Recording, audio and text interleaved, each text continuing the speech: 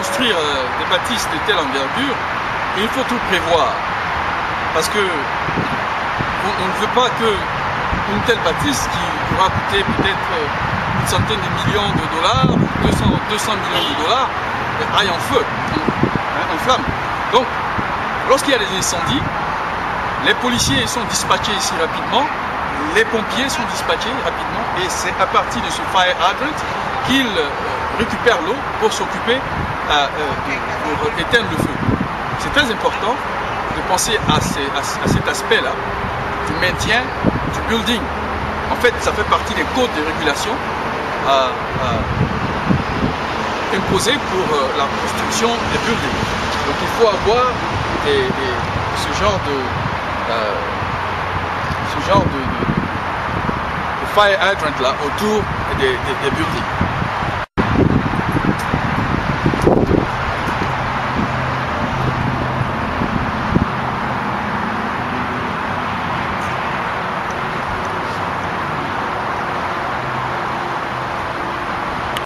Il y a la poussière, mais cette poussière est contenue.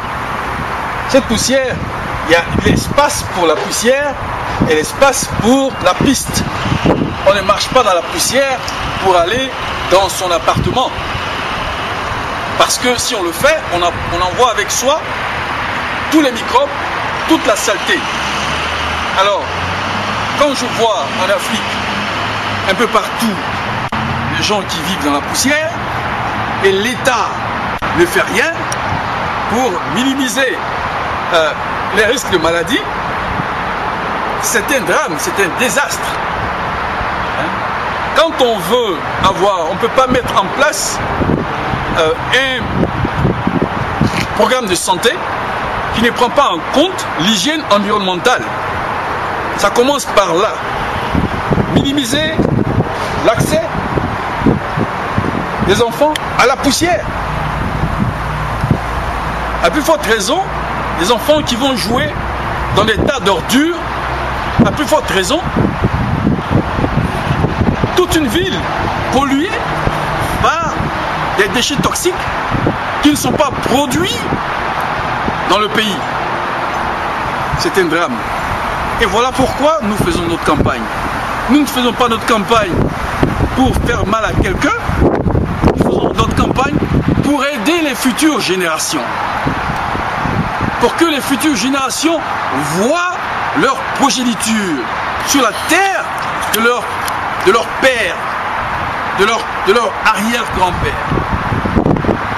Et maintenant, en Afrique, il y a de nombreuses personnes dont la santé a été compromise par la mauvaise gestion de l'environnement.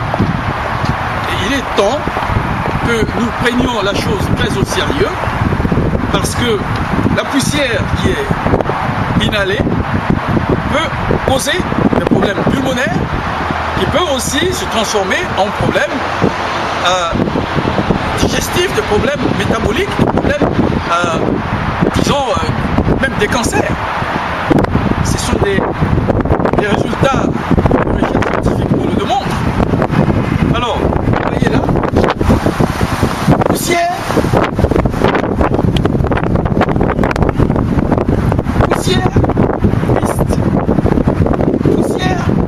piste. Et c'est dans la poubelle qu'on met la saleté. On va aller à la poubelle, vous voyez l'entrée du building. J'avais un peu soif, donc je suis allé me prendre de quoi boire. Mais avant d'entrer dans l'appartement, le lobby, vous allez le voir tout à l'heure, l'entrée, il y a une poubelle. Donc je me décharge de cette ordure là. Vous n'en voyez pas à l'entrée. C'est les hommes qui vivent ici. Tout comme c'est les hommes qui vivent en Côte d'Ivoire. C'est les êtres humains qui vivent en Afrique. C'est pas des moutons, c'est pas des bœufs, c'est pas des animaux sauvages, c'est des hommes qui vivent en Côte d'Ivoire. Ils ont le droit de vivre dans un environnement pareil, parce que comme je vous le disais, ce complexe est habité par des étrangers. Tout est propre. Alors si l'État ne le fait pas, parce que l'État ne le fait pas, il faut laisser les ONG, les propriétaires de compagnies privées, entreprises privées, le faire. L'État peut par exemple mettre en place des méthodes de régulation, d'arbitrage. Mais l'État ne peut pas s'accaparer de l'argent issu du travail des ONG, se renflouer les poches, laisser les propriétaires des projets au coin de la rue et aller s'asseoir dans des bureaux. C'est du vol.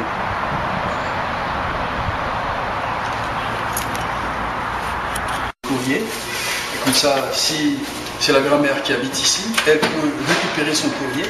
Si c'est l'élève qui habite ici, il peut facilement aussi retrouver son courrier.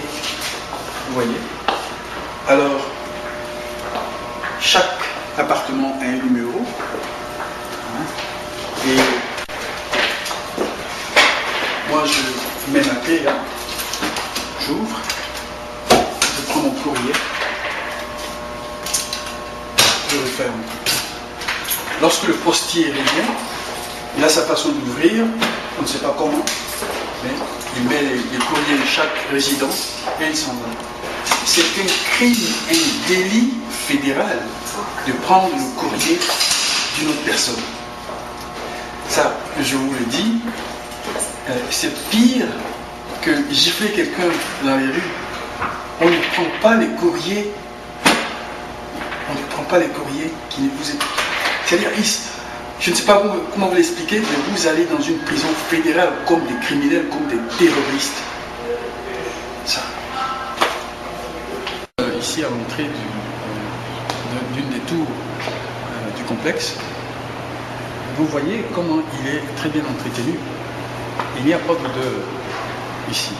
Parce que chaque matin, les gens viennent le nettoyer le sol, ils nettoient comment on appelle le tapis à l'intérieur.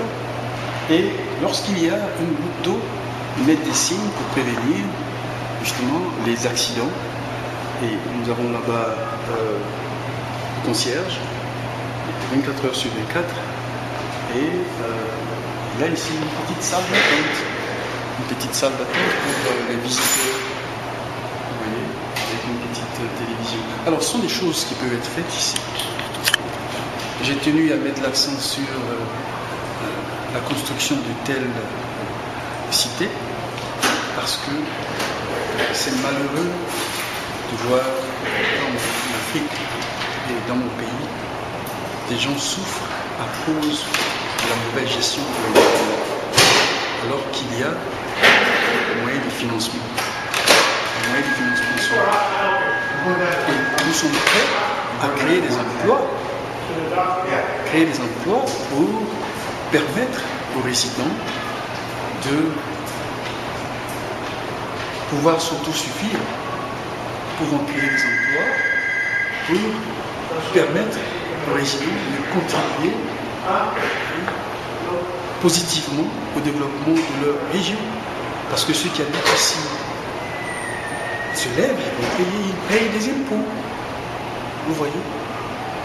Ils habitent là et ils payent des impôts à la ville. Alors on se demanderait pourquoi, comment allons-nous faire parce que ça coûte si cher. Eh bien, c'est le but des crédits. Il faut d'abord un tout petit peu d'argent pour commencer le travail. On fait une petite tour. Et puis après, sur la base de ce success story, on fait bien d'autres tours. Voilà.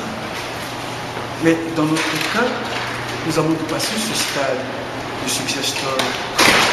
Nos travaux ont contribué à l'octroi de centaines de millions de dollars en Côte d'Ivoire. Nous espérons que ce message sera très bien entendu et que très rapidement, nous recevrons justement tout ce qu'il faut pour faire le travail pour lequel nous sommes attelés dans les conditions les plus précaires à abattre. C'est un travail de longue haleine, un travail multisectoriel, comme vous le savez, voilà, les bâtisses, l'environnement, la santé. C'est un travail multidisciplinaire. Il est temps qu'on le mette en application. C'est ça, nos armes. Nos armes ne sont pas des armes qui tuent, ce sont des armes qui font du bien. Je vous remercie.